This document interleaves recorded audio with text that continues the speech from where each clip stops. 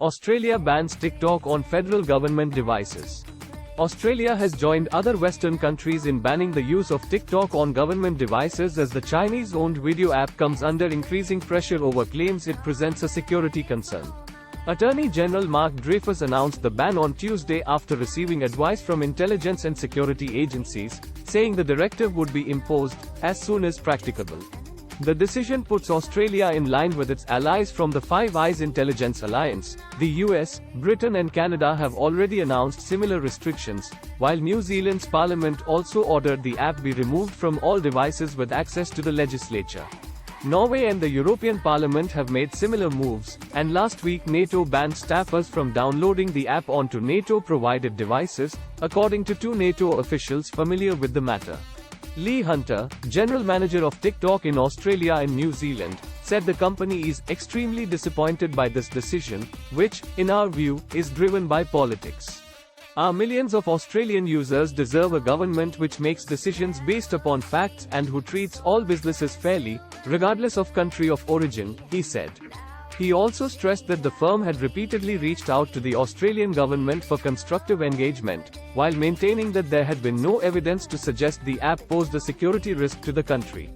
As of early 2023, Australia has more than 8 million users aged 18 and over, according to the company, citing a report from Data Reportal, which studies digital trends worldwide. A notice issued by the Attorney General's department said TikTok poses security and privacy risks due to the extensive collection of user data and exposure to extrajudicial directions from a foreign government that conflict with Australian law. So far, there's no evidence the Chinese government has accessed TikTok user data, and no government has enacted a broader ban targeting TikTok on personal devices.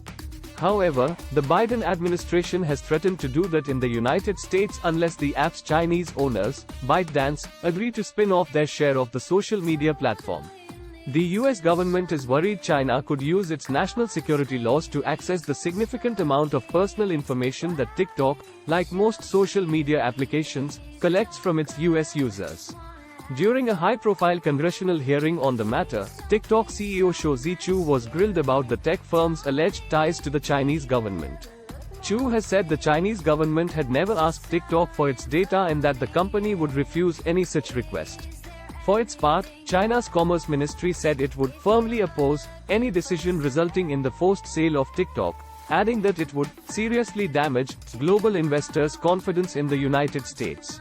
Like some of the other countries which have imposed the curb, Australia's Attorney General said any exemptions would be granted, on a case-by-case basis and with appropriate security mitigation in place.